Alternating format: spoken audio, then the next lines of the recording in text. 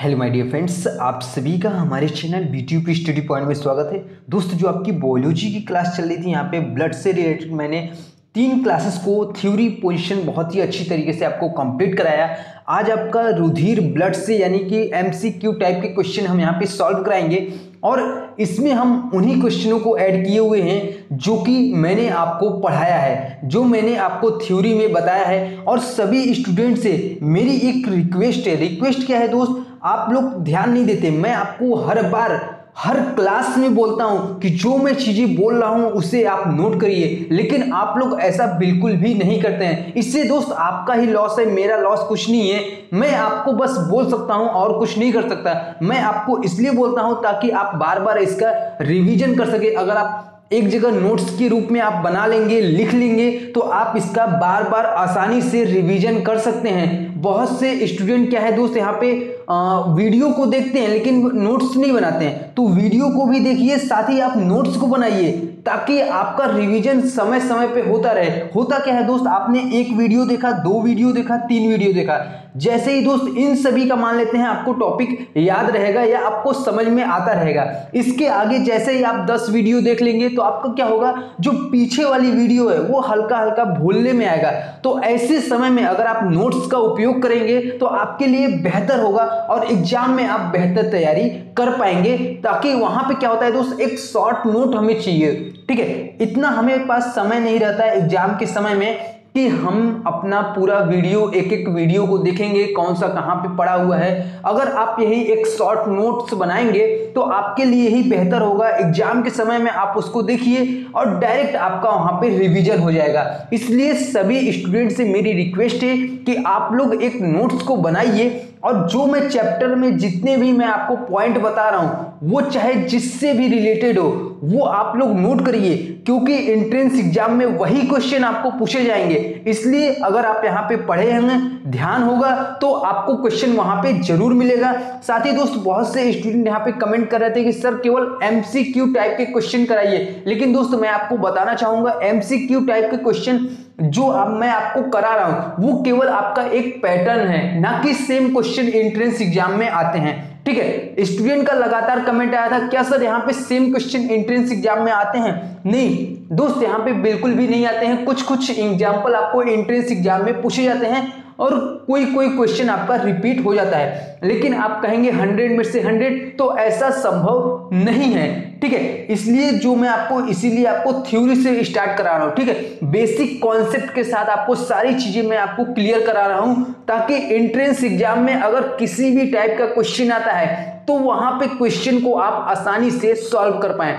आशा करते हैं जितने भी स्टूडेंट यहाँ पे देख रहे हैं आप लोगों को जो चीजें मैं बोल रहा हूं वो चीज आप तक समझ में आ रही है। तो सभी स्टूडेंट एक अच्छे से नोट्स को बनाइए और जो मैं चीजें बताने जा रहा हूं, जैसे अभी आपका ब्लड चल रहा था, इसके बाद जो हमारा चलेगा ह्यूमन सिस्टम, ठीक है। वेरी इंपॉर्टेंट चैप्टर है, इसे आप लोग एक एक पॉइंट को नोट करिएगा। इस पॉइंट्स में से ही आपको क्वेश्चन वहां पे बनेगा और एंट्रेंस एग्जाम में भी ऐसे ही क्वेश्चन आपको देखने को मिलेंगे।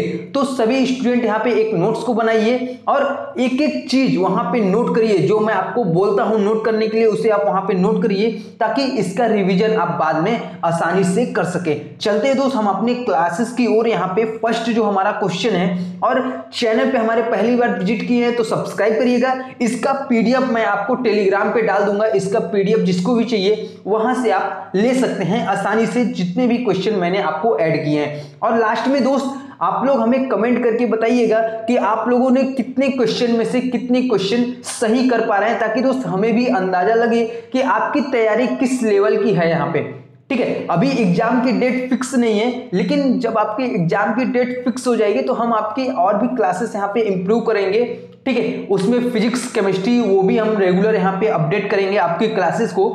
और अभी जो चल रहा है वो रेगुलर हमारा बायोलॉजी का चल रहा है। तो सभी स्टूडेंट वीडियो को अधिक से अधिक शेयर करिएगा ताकि इंफॉर्मेशन और भी स्टूडेंट के पास पहुंच सके। जो हमारा फर्स्ट क्वेश्चन है दोस्त वो है हमारा ब्लड क्या है, ठीक है। रुधिर क्या है इसमें आपको पूछ रहा है। इसमें आपको 4 ऑप्शन है। मैंने आपको क्लासेस में, थ्योरी क्लास में सबसे पहले आपको ब्लड के बारे में ही बताया था। ठीक है। ब्लड से रिलेटेड मैंने सारी चीजें बताई होंगी। अगर आपने क्लासेस को अटेंड किया है तो आप बहुत ही अच्छी तरीके से कर पाएंगे। नहीं अटेंड किया है तो घबराने की जरूरत नहीं है दोस्त, नीचे आपको डिस्क्रिप्शन में लिंक मिल जाएगा, वहां से जाके दोस्त आप एक एक क्लासेस को बहुत ही अच्छी तरीके से देख सकते हैं। तो दोस्त जो हमारा ब्लड है वो हमारा एक तरल संयोजी ऊतक है। क्या है दोस्त? तरल संयोजी ऊतक है। ऑप्शन का सी इसका बिल्कुल भी करेक्ट आंसर है। जो आपका ब्लड होता है ये एक अपारदर्शी होता है। ठीक है, इस क्वेश्चन को नोट करिए, ब्लड आपका कैसा है?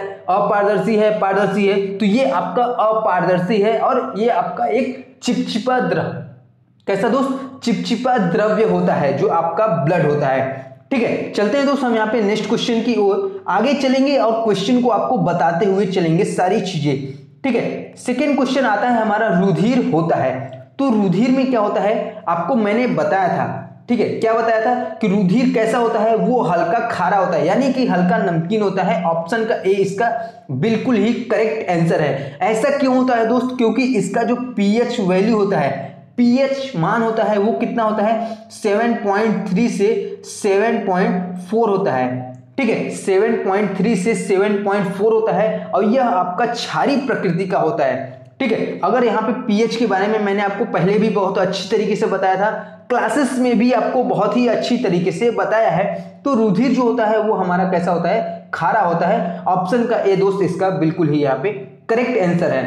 अगले क्वेश्चन की ओर चलते हैं दोस्त। हमारा जो नेक्स्ट क्वेश्चन है वो यहाँ पे है, ध्यान से क्वेश्चन को समझने की कोशिश करिएगा। क्वेश्चन आपको बोल क्या रहा है? लसिका रुधिर से किसके कारण भिन्न है?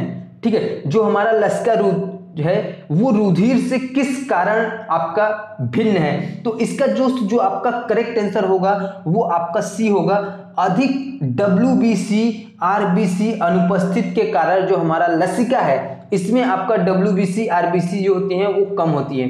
ठीक है, लसिका के बारे में भी मैंने आपको वहां पे चर्चा किया है क्लासेस में, तो वहां से आप क्लासेस को भी अच्छी तरीके से देख लीजिए। जो भी स्टूडेंट नहीं देखे हैं फिर से आप रिवाइज कर लीजिए, आपको आसानी होगी वहां पे क्वेश्चन को सॉल्व करने में। इसका दोस्त करेक्ट आंसर आपका सी होगा, अधिक WBC और RBC की अनुपस्थिति के कारण जो लसिका होता है वो रुधिर से भिन्न होता है। ठीक है, नेक्स्ट अगले क्वेश्चन की बात करते हैं दोस्त। हमारा नेक्स्ट जो क्वेश्चन है वो होता है, रुधिर की पीएच क्या होती है? अभी मैंने आपको बताया रुधिर का पीएच कितना होता है? 7.3 से 7.4 के बीच में होता है, यानी 7.3 to 7.4 होता है। ऑप्शन का बी दोस्त इसका बिल्कुल ही यहाँ पे करेक्ट आंसर है। जो हमारा रुधिर होता है ये हल्का पीएच, यानी इसकी पीएच वैल्यू क्या है? 7.3 से 7.4 है। तो ये कैसा है? हल्का क्षारीय प्रकृति का होता है। अगर जिसकी पीएच वैल्यू ठीक है 7 रहेगा तो क्या रहेगा? वो आपका उदासीन रहेगा। अगर 7 से ऊपर रहेगा तो वो क्या होगा? वो आपका क्षारीय होगा। कैसा होगा दोस्त? वो आपका क्षारीय होगा। अगर 7 से कम रहेगा तो वो विलयन कैसा होगा? वो आपका अम्लीय होगा। ये चीजें मैंने आपको बताया था। ठीक है, जो रुधिर का पीएच होता है वो धमनियों में सिराओं से अधिक होता है। किसमें? धमनियों में सिराओं से अधिक होता है रुधिर का पीएच। ये भी आप लोग नोट कर लीजिएगा क्वेश्चन जो मैं आपको अभी बताया। ठीक है, नेक्स्ट अगले क्वेश्चन की बात करते हैं। इसका जो आपका करेक्ट आंसर था दोस्त वो आपका बी था, 7.3 to 7.4। नेक्स्ट अगला क्वेश्चन देखते हैं दोस्त। आशा करते हैं सभी स्टूडेंट को क्वेश्चन समझ में आ रहे हैं, क्योंकि मैंने उन्हीं क्वेश्चन को यहाँ पे लिया हुआ है जो मैंने थ्योरी में आपको बताया है। ठीक है, सभी चीजें मैंने आपको बताई है, सभी आपका क्वेश्चन वेरी इजी है। आप लोग हमें कमेंट करके लास्ट में बताइएगा कि टोटल कितने क्वेश्चन में से आप कितने सही कर पाए हैं। बात करते हैं दोस्त, यहाँ पे केंद्रीय आरबीसी उपस्थित होती है। तो केंद्र की आरबीसी किसमें उपस्थित होती है ये भी मैंने आपको कराया है। तो ये आपका ऊंट में उपस्थित होता है। किसमें दोस्त? ऊंट में उपस्थित होता है केंद्र की आरबीसी। इसका दोस्त करेक्ट आंसर आपका ए हो जाएगा यहाँ पे। ठीक है, अगले क्वेश्चन की बात करते हैं दोस्त। यहाँ पे नेक्स्ट क्वेश्चन है, रुधिर में हीमोग्लोबिन की उपस्थिति किसके द्वारा मापी जाती है? यह भी क्वेश्चन दोस्त इंपॉर्टेंट है, वेरी वेरी इंपॉर्टेंट है। ठीक है, ये रुधिर में आपका हीमोग्लोबिन की उपस्थिति किसके द्वारा मापी जाती है? तो ये आपका सेलो हीमोमीटर से नापी जाती है। किसके द्वारा दोस्त? हीमोमीटर से मापी जाती है। ऑप्शन का सी इसका बिल्कुल ही यहाँ पे करेक्ट आंसर है। ठीक है, अगला क्वेश्चन देखते हैं दोस्त। यहाँ पे नेक्स्ट क्वेश्चन है आरबीसी का कार्य। ठीक है, आरबीसी का कार्य मैंने आपको बताया था। ठीक है, आरबीसी का जो मुख्य कार्य क्या है, इसमें दोस्त ऑप्शन आपको दिया है 4। तो आरबीसी का जो O2 है उसका वहन करना, CO2 कार्बन डाइऑक्साइड का स्थानांतरण, रुधिर की पीएच नियंत्रण करना, यानी इसमें से सभी आपका ये जो है आरबीसी के कार्य हैं। ठीक है, आरबीसी का हीमोग्लोबिन ऑक्सीजन के साथ संयुक्त होकर क्या बनाता है, वो आपका ऑक्सी हीमोग्लोबिन बनाता है। क्या बनाता है दोस्त, ऑक्सी हीमोग्लोबिन बनाता है। किसके साथ संयोग करके, ऑक्सीजन के साथ संयोग करके। ठीक है, ऊतक में ऑक्सी हीमोग्लोबिन शीघ्रता से अपनी ऑक्सीजन क्या करता है, छोड़ देता है, जो रुधिर की पीएच को नियंत्रित करती है। रुधिर को पीएच को नियंत्रित कौन करता है, वो आपका आरबीसी करता है। आरबीसी का जो हमारा मुख्य कार्य क्या है, वो हमारा रुधिर की पीएच को नियंत्रित करता है। ठीक है, और आरबीसी CO2 का स्थानांतरण भी करता है, जो हमारा कार्बन डाइऑक्साइड गैस होता है इसका आपका स्थानांतरण भी करता है, O2 का वहन भी करता है। इसलिए ऑप्शन डी इसका बिल्कुल ही यहाँ पे करेक्ट आंसर होगा। ठीक है, अगला क्वेश्चन देखते हैं दोस्त। यहाँ पे नेक्स्ट क्वेश्चन है आरबीसी फट जाएगी यदि उसमें उन्हें रखा जाता है। अगर उसे हम किसमें, अल्प पराशरी नमक के विलयन में रखेंगे तो जो हमारी आरबीसी है वो क्या होगी, फट जाएगी। ऑप्शन डी दोस्त इसका भी यहाँ पे बिल्कुल ही करेक्ट आंसर है। ठीक है, अगले क्वेश्चन की बात करते हैं दोस्त। हमारा जो नेक्स्ट क्वेश्चन है वो है आयरन की कमी से होने वाला रक्ताल्पा है।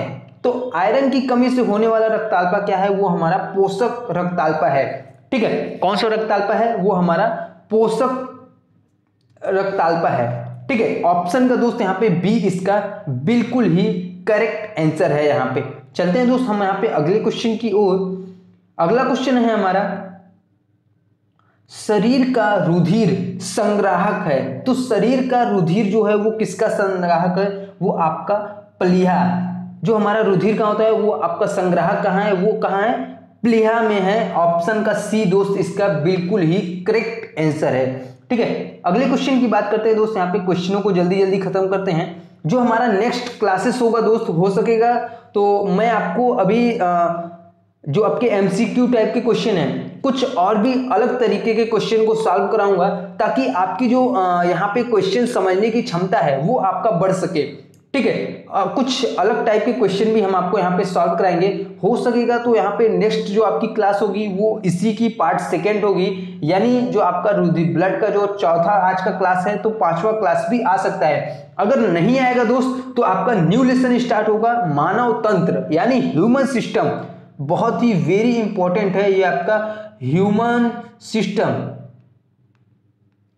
ठीक है, human system very very important है। इसमें से 4 से 5 क्वेश्चन एंट्रेंस एग्जाम में पूछे जाते हैं। जिसको ना पता हो तो मैं आपको बता दूं, आपके टोटल जो एग्जाम में आएंगे वो 50 क्वेश्चन बायोलॉजी के आएंगे, 25 आपके फिजिक्स के आएंगे और 25 ही आपके केमिस्ट्री के आएंगे। यानी कि टोटल आपके 100 क्वेश्चन पूछे जाएंगे अगर आप बायोलॉजी वर्ग से हैं तो।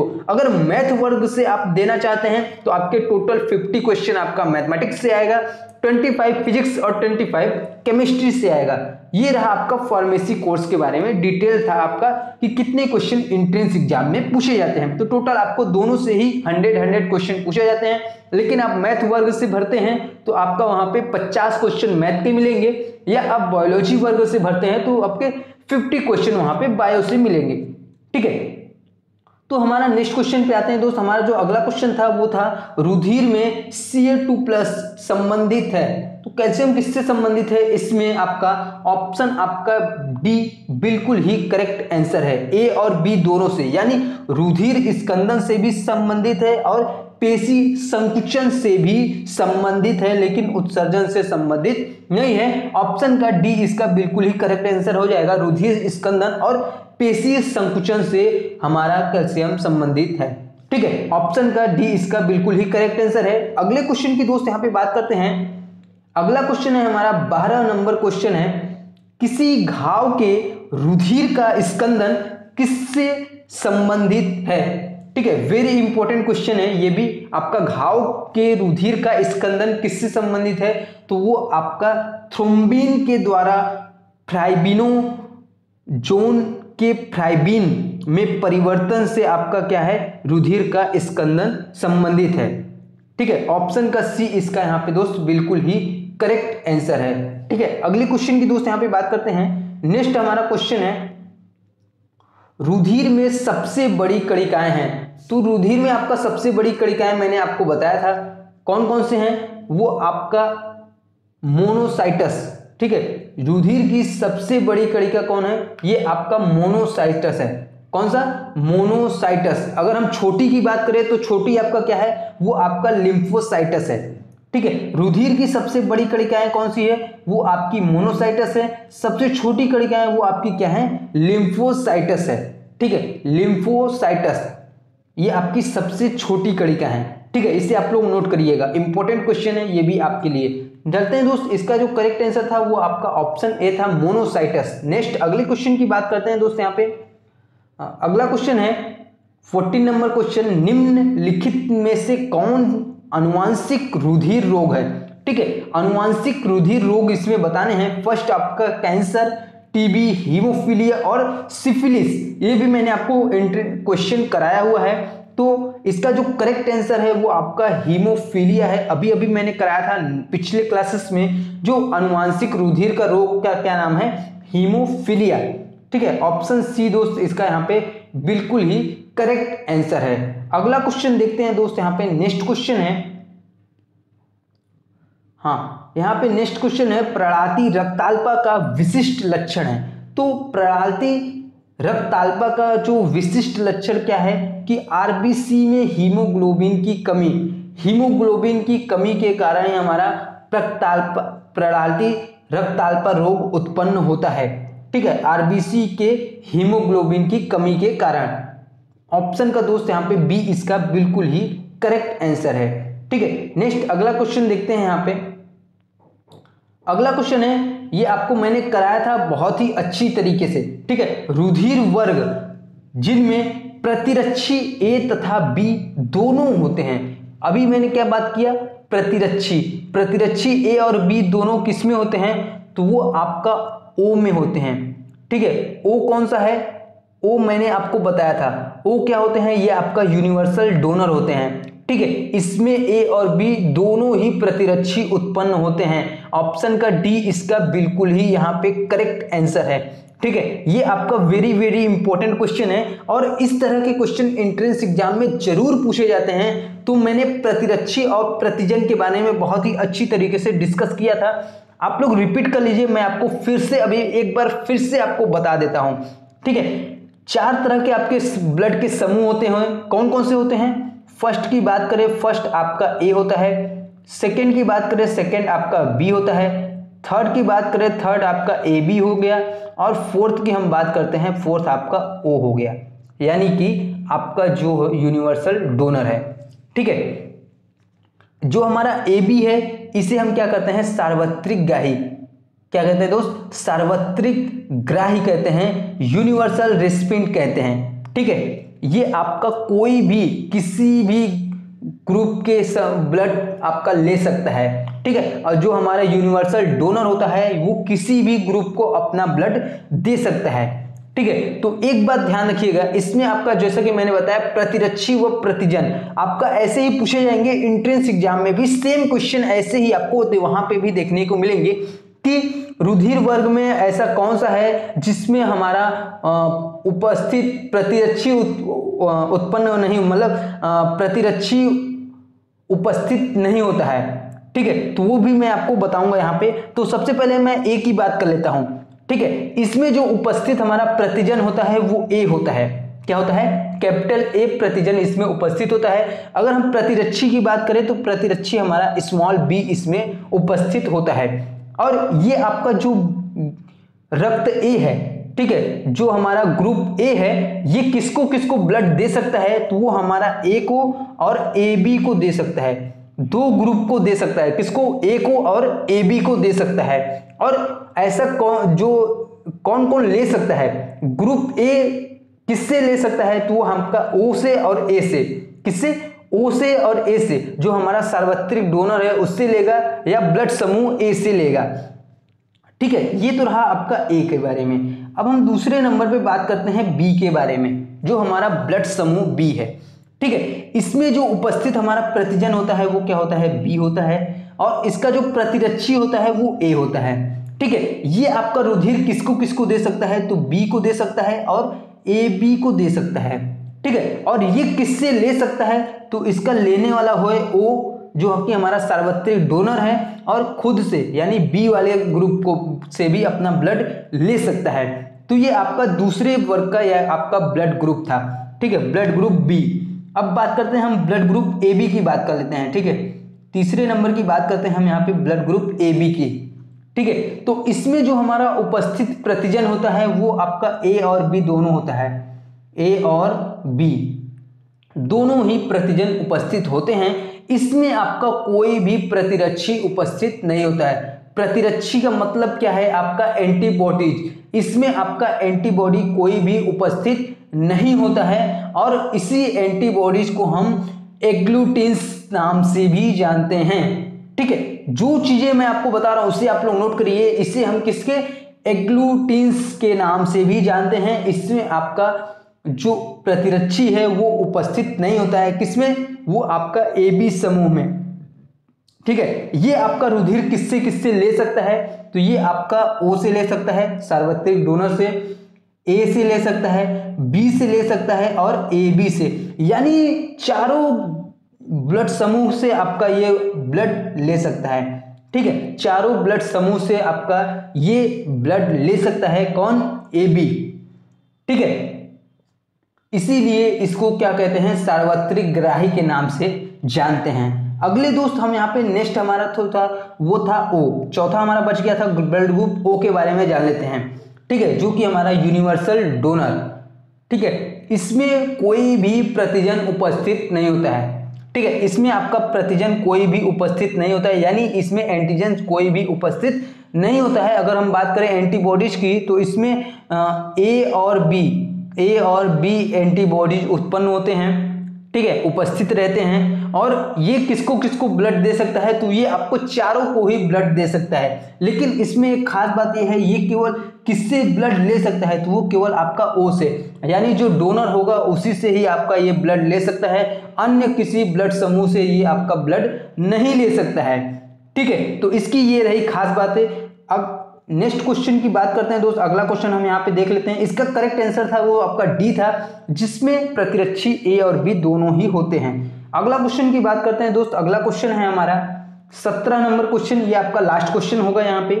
किस रुधिर वर्ग में प्रतिरक्षी अनुपस्थित होते हैं, तो ये आपका वेरी इंपॉर्टेंट क्वेश्चन है। अभी मैंने बताया आपको किस रुधिर में प्रतिरक्षी अनुपस्थित होते हैं, तो प्रतिरक्षी किसमें अनुपस्थित होते हैं, वो आपका ए बी में। किसमें दोस्त, सॉरी, इसमें आपका ए बी में। ठीक है, ए बी में आपका प्रतिरक्षी अनुपस्थित होते हैं। मैंने आपको अभी अभी बताया उसमें आपका प्रतिजन उपस्थित होता है ए और बी, जबकि उसमें जो प्रतिरक्षी होता है वो उपस्थित नहीं होता है। तो ए बी जो हमारा वर्ग समूह है इसमें आपका प्रतिजन अनुपस्थित होता है। ऑप्शन का सी दोस्त इसका बिल्कुल ही यहाँ पे करेक्ट आंसर है। आशा करते हैं दोस्त आप सभी लोगों को जो भी क्वेश्चन मैंने बताया सभी अच्छी से समझ में आ गया। जितने स्टूडेंट यहाँ पे क्वेश्चन को अच्छी तरीके से सॉल्व कर पाए हैं, जो भी स्टूडेंट जितने क्वेश्चन को सॉल्व किए हैं, वो आप कमेंट बॉक्स में हमें कमेंट करके जरूर बताइएगा। और जो भी स्टूडेंट यहाँ पे हमारे चैनल से लगातार जुड़े हुए हैं, स्टडी कर रहे हैं, तो उनसे रिक्वेस्ट है कि आप लोग नोट्स बनाइए, ताकि दोस्त आप अच्छे नंबर गेन करिए, आपको गवर्नमेंट कॉलेज में सिलेक्शन मिले। हम और आपसे कुछ नहीं चाहते, बस यही चाहते हैं कि दोस्त आप अच्छे से पढ़िए और अच्छे मार्क्स लाइए, ताकि दोस्त आपका भी एडमिशन गवर्नमेंट कॉलेज में हो सके। तो आशा करते हैं आज की वीडियो आपको पसंद आई होगी। वीडियो अच्छा लगा हो दोस्तों लाइक करिएगा, दोस्तों में शेयर करिएगा, ताकि क्लासेस की इंफॉर्मेशन और भी स्टूडेंट के पास पहुंच सके। Thank you so much.